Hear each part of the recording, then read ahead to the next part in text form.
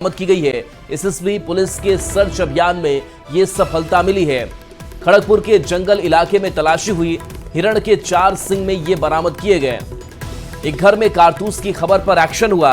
नक्सलियों का ये कारतूस बताया जा रहा है। राजसराय और कंदनी गांव में यह कार्रवाई की गई है। तो बड़ी खबर, जहां भारी संख्या में कारतूस की बरामदगी हुई है। भारी संख्या में ये कारतूस जो मिले हैं, इसके साथ साथ 7.62 mm की ये 865 गोली जिससे बरामद किया गया है। तो मुंगेर से बड़ी खबर, बता दें कि एसएसबी और पुलिस ने सख्त कार्रवाई की। अरुण हमारे साथ न्यूज 18 संवाददाता जुड़े हुए हैं। अरुण, काफी संख्या में, भारी संख्या में कारतूस मिले हैं, क्या अपडेट इस कार्रवाई को लेकर? जी, मैं पहले बता दूं तो एसएसबी को ये सूचना मिली थी कि नक्सलियों ने काफी संख्या में कारतूस को जो है भीमबांध जंगल के कंदनी में छुपाया हुआ है। उसके बाद उन्होंने जो है सर्च अभियान चलाया। अभियान में जो है काफी संख्या में गोली और सिंग मिले हैं, जिसके बाद पुलिस अब वहां पे अलर्ट मोड पे हो गई है। हालांकि जंगली इलाकाओं में कई कैंप को जो है पहले से ही पुलिस ने खोले रखा है। ऐसे में इसके बाद जो सर्च अभियान है वो अब चालू किया गया है। जी चलिए, शुक्रिया अरुण इस अपडेट के लिए आपका।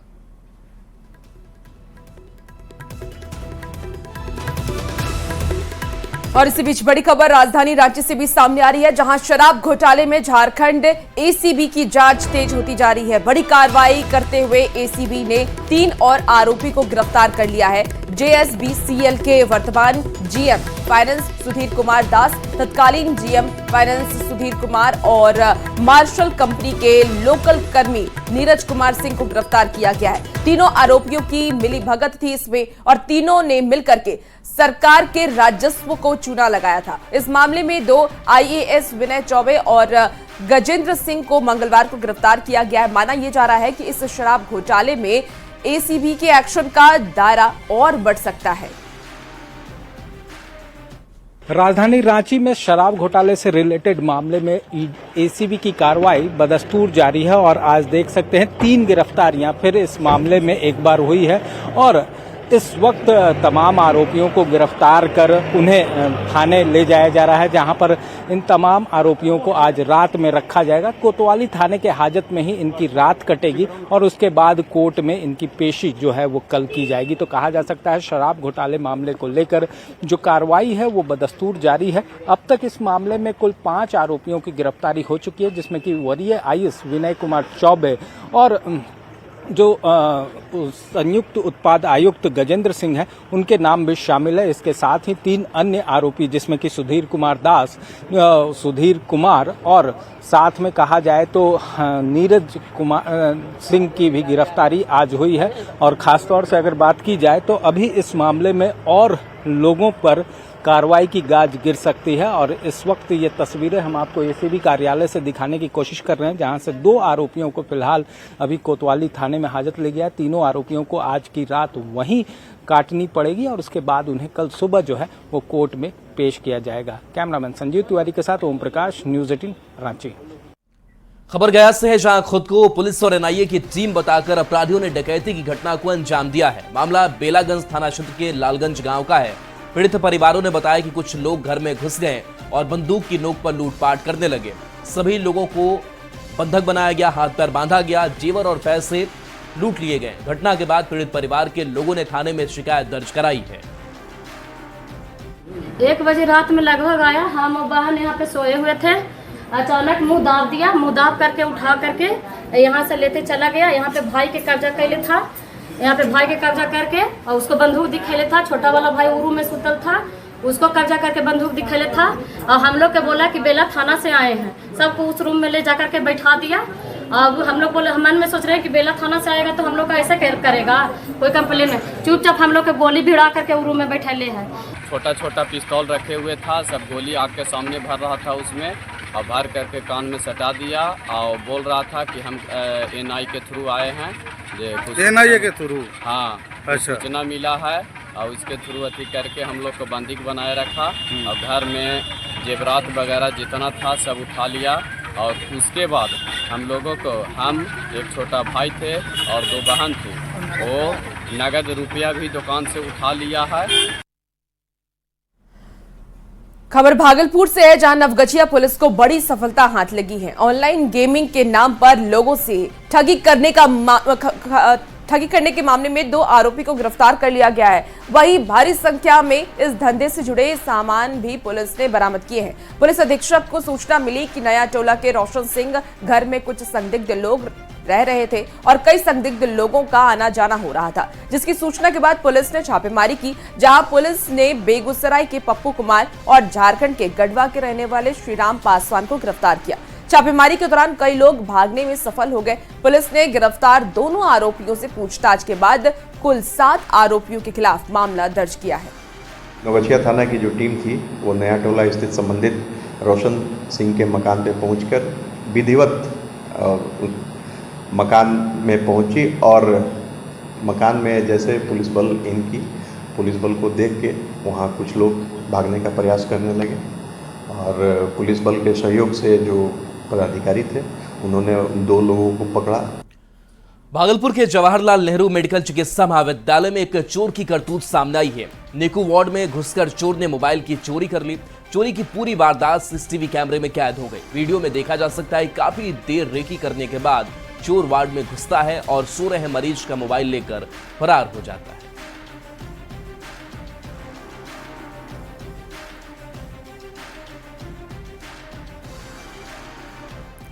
जमुई के केकेएम कॉलेज की एक महिला गेस्ट टीचर छात्रों के साथ डीएम ऑफिस पहुंच गई। महिला गेस्ट टीचर और छात्रों ने कॉलेज के कर्मियों और शिक्षकों पर पढ़ाई बाधित करने का आरोप लगाया है। गेस्ट टीचर ने यह बताया कि वो छात्रों को पढ़ाना चाहती है, लेकिन उन्हें पढ़ाने नहीं दिया जाता है।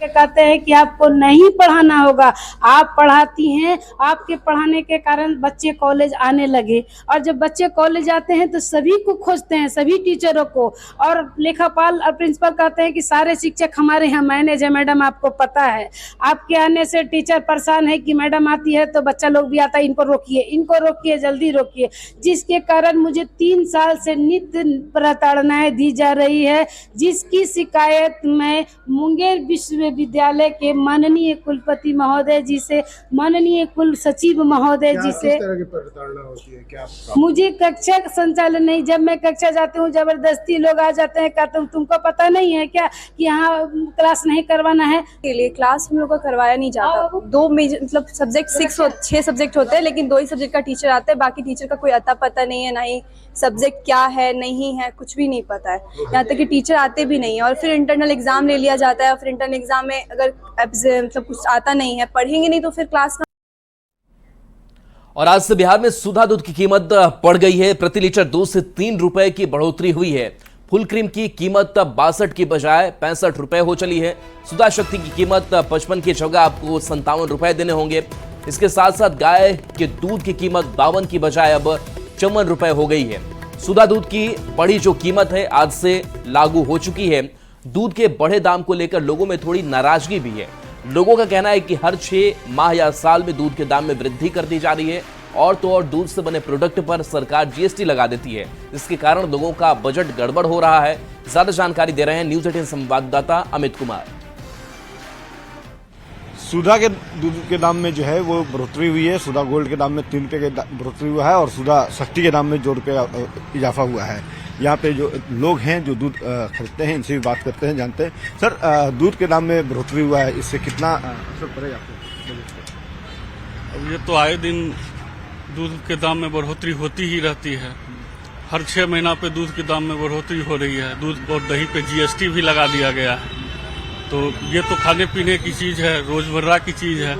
आम जनता को कम से कम ये ध्यान, आम जनता के लिए तो इतना ध्यान सरकार को रखना चाहिए कि इस पे जीएसटी ना लगा दे।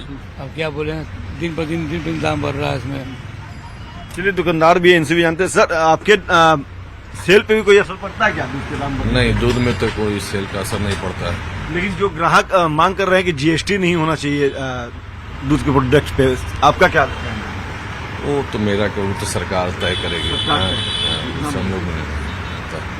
और अभी गांव में ना वो पशु चारा वगैरह महंगा हो गया, इसलिए दाम बढ़ाएगा। वजह जो है वो भी दुकानदार बता रहे हैं कि पशु का चारा महंगा हुआ है और दूध के जो प्रोडक्ट हैं उसकी भी डिमांड काफ़ी बढ़ रही है। तो ऐसे में सरकार ने जो है दूध के दाम में बढ़ोतरी की है। हालांकि जो कस्टमर हैं उनका कहना है कि दूध के दामों में बढ़ोतरी होती है तो चलिए वो थोड़ी बर्दाश्त भी किया जा सकता है, लेकिन जो प्रोडक्ट है उस पर जीएसटी जो लगाया गया है उसके चलते लोगों के जेब पे जो है वो काफी असर पड़ रहा है और इसका ध्यान सरकार को रखना चाहिए। कैमरा पर्सन अजय दुबे के साथ अमित कुमार, न्यूज 18 पटना। और अब बात मौसम के मिजाज की करते हैं, जहां झारखंड में बदले मौसम ने लोगों की परेशानी बढ़ा दी है। हजारीबाग और गुमला में तेज हवा के साथ हुई बारिश ने तबाही मचाई, वहीं रांची में आंधी बारिश ने बिजली विभाग की परेशानी बढ़ा दी है। ये रिपोर्ट देखिए।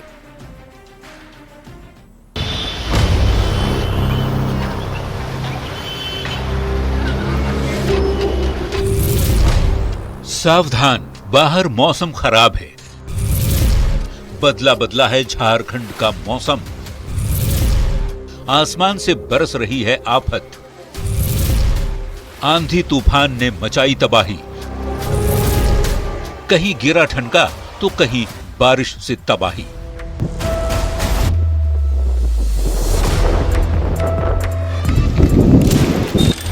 जब आसमान से कहर बरसने लगे तो लोग कहां जाएं?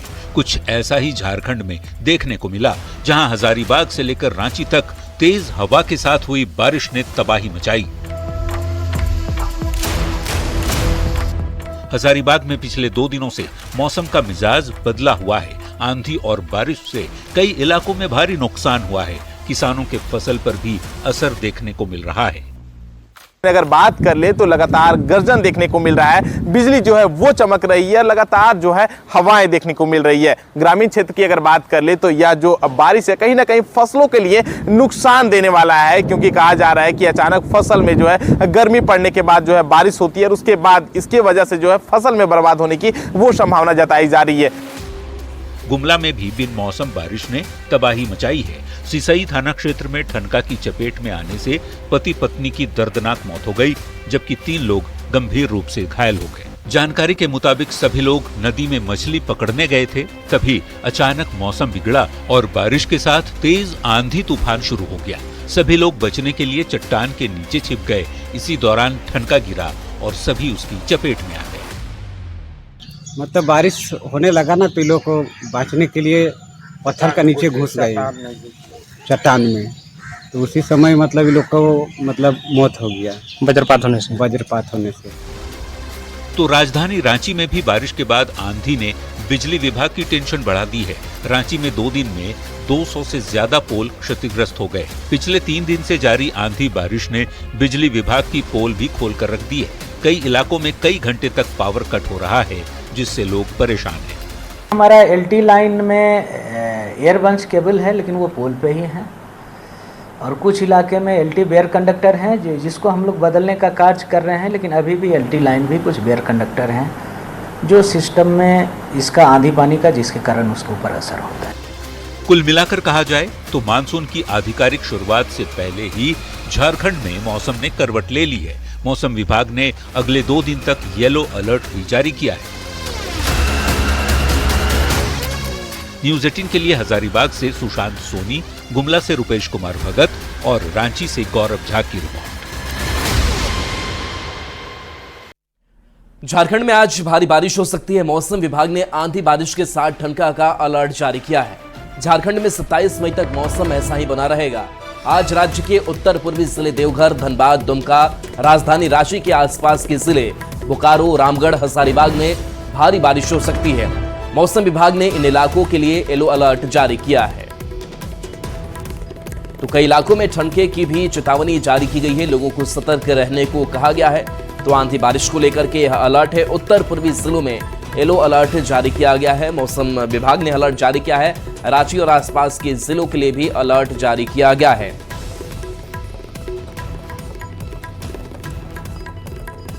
और अब बात बिहार के मौसम के मिजाज की करते हैं। तो बिहार में भी देखिए मौसम का मिजाज बदला रहेगा। आज से अगले 3 दिन तक बारिश के अलर्ट जारी किए गए हैं। राज्य के ज्यादातर जिले में बारिश होगी। तेज हवा और गरज की संभावना भी जताई गई है। ठनका गिरने को लेकर के भी मौसम विभाग ने अलर्ट जारी किया है। बड़ी खबर आपको बता रहे हैं मौसम से जुड़ी हुई, जहां बिहार में भी मौसम को लेकर के अलर्ट जारी किया गया है। कई राज्यों में भारी बारिश को लेकर के मौसम विभाग ने अलर्ट जारी किया है। इसके साथ ही साथ राज्य के ज्यादातर जिले में बारिश होगी। तेज हवा और गरज की संभावना भी मौसम विभाग की तरफ से जता दी गई है। सीतामढ़ी में पिछले 3 दिन से हो रही रुक रुक कर बारिश की वजह से कई इलाके जल जमाव की चपेट में आ गए हैं। सीतामढ़ी शहर के कई पॉश इलाके समेत सदर अस्पताल जल जमाव की वजह से परेशान हैं। यहां के लोग जल जमाव की वजह से आम लोगों को भारी दिक्कतों का सामना करना पड़ रहा है। सीतामढ़ी शहर में पिछले 3 दिनों से रुक रुक कर हो रही बारिश की वजह से कई जगहों पर जल जमाव की स्थिति उत्पन्न हो गई है। कई पॉश इलाके जल जमाव की चपेट में हैं। हम आपको तस्वीर के जरिए सीतामढ़ी सदर अस्पताल की स्थिति दिखाने की कोशिश करता हूं कि यह सीतामढ़ी सदर अस्पताल का परिसर है, जहां लगातार हो रही बारिश की वजह से जल जमाव की स्थिति उत्पन्न हो गई है। यहाँ आने जाने वाले मरीजों को भारी दिक्कतों का सामना करना पड़ता है। लो लैंड की वजह से सीतामढ़ी सदर अस्पताल पिछले लंबे अरसे से जल जमाव का सामना कर रहा है। बरसात के दिनों में स्थिति और ज्यादा खराब हो जाती है। तो आप तस्वीर देख सकते हैं सीतामढ़ी सदर अस्पताल की स्थिति क्या है। लो लैंड की वजह से और लगातार हो रही बारिश की वजह से जल जमाव की वजह से यहाँ पर लोगों को परेशानियों का सामना करना पड़ रहा है। सीतामढ़ी सदर अस्पताल समेत कई शहर के पॉश इलाके हैं जो जल जमाव की चपेट में है और लगातार लोगों को जल जमाव की वजह से परेशानियों का सामना करना पड़ रहा है। इतना ही नहीं, इस परिस्थिति में सीतामढ़ी नगर निगम की पोल खुलती दिखाई दे रही है, क्योंकि रख रखाव और साफ सफाई के नाम पर सीतामढ़ी नगर निगम के द्वारा करोड़ों रुपए पानी की तरफ बहाए जाते हैं। ऐसी परिस्थिति में हर महीने करोड़ों रुपए पानी की तरफ बहाए जाने के बाद भी कई इलाके जल जमाव की आखिरकार चपेट में क्यों है, यह सवाल बड़ा है। राकेश रंजन, न्यूज 18 सीतामढ़ी। और देखिए, इसी बीच नोएडा से बड़ी खबर सामने आ रही है। आंधी और बारिश से आफत मच गई है। एक्सप्रेस वे पर पोल गिर गया है। बड़ी खबर आपको बता रहे हैं नोएडा से, कई सेक्टर में पोल गिरे हैं, गाड़ियों को भी नुकसान हुआ है। बड़ी खबर आपको इस वक्त मौसम से जुड़ी हुई बता रहे हैं। नोएडा से बड़ी खबर है, आंधी और बारिश से आफत मची है। एक्सप्रेस वे पर पोल गिर गया और कई सेक्टरों में पोल गिरे हैं, गाड़ियों को इससे काफी नुकसान हुआ है।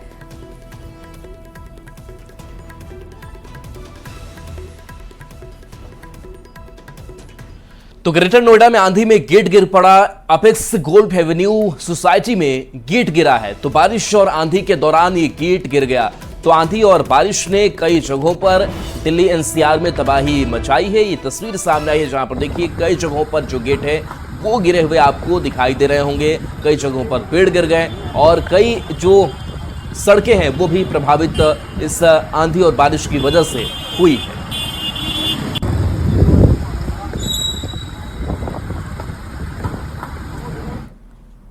और खबरों में अब आगे बढ़ेंगे। यूपीएससी की ओर से ली गई ऑल इंडिया फॉरेस्ट सर्विस परीक्षा में झारखंड की कनिका कनव ने देश भर में पहला स्थान हासिल किया है। ऑल इंडिया रैंक 1 लाने के बाद कनिका के साथ उनके घर वाले काफी उत्साहित नजर आए। कनिका के पिता जुडिशियल ऑफिसर के पद पर रिटायर हुए हैं और उनकी मां होम मेकर है। कनिका की पढ़ाई लिखाई रांची में ही हुई और उन्होंने दिल्ली में उच्च शिक्षा हासिल की है। आपको बता दें कि कनिका ने यूपीएससी का मेंस भी क्वालिफाई किया था, लेकिन इंटरव्यू में वो सिलेक्ट नहीं हो पाई थी। कनिका ने बेहतर काम के लिए आगे बढ़ने की बात कही है। यूपीएससी आईएफएस का जब पिछले दिनों रिजल्ट आया तो उसमें झारखंड की बेटी ने अपना डंका बजाया है। इस वक्त हमारे साथ कनिका हैं, ऑल इंडिया टॉपर हैं, यानी भारत भर में सबसे पहला स्थान जिस लड़की ने लाया है वो इस वक्त हमारे साथ हैं। कहा जाता है कि देश भर में जो सबसे मुश्किल परीक्षा होता है वो यूपीएससी का होता है, और उस परीक्षा में अगर कोई लड़की सर्वश्रेष्ठ हासिल कर रही हो तो उसके पीछे की वजह क्या होगी? कनिका, क्या राज है इसका?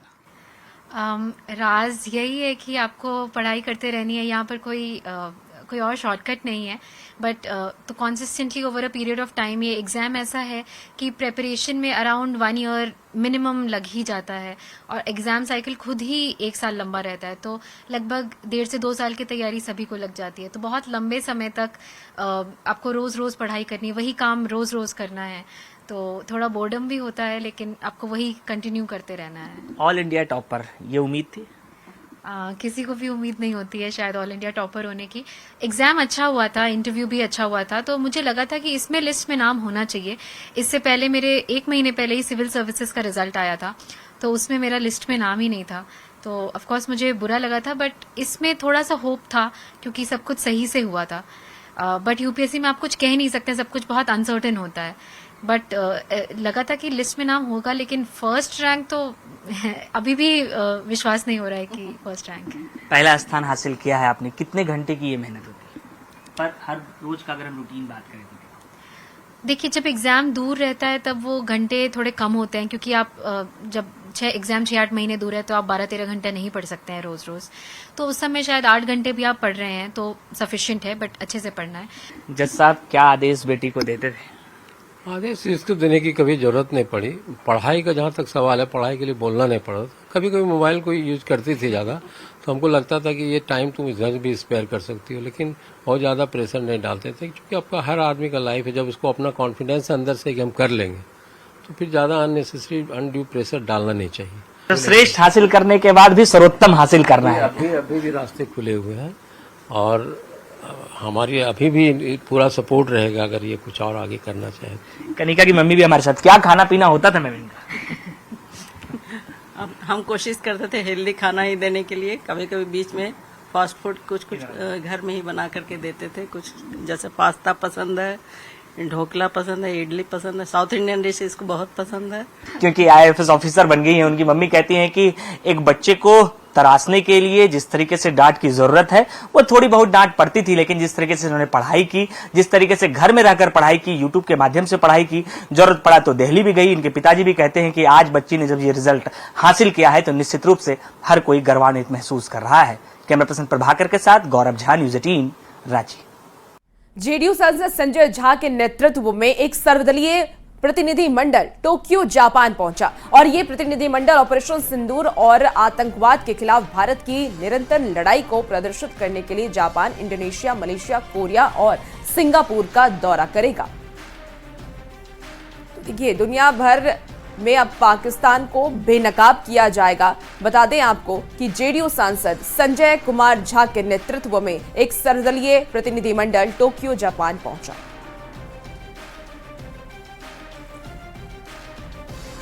और फिलहाल इस बुलेटिन में इतना ही। बने रहिए न्यूज़ 18 बिहार झारखंड के साथ।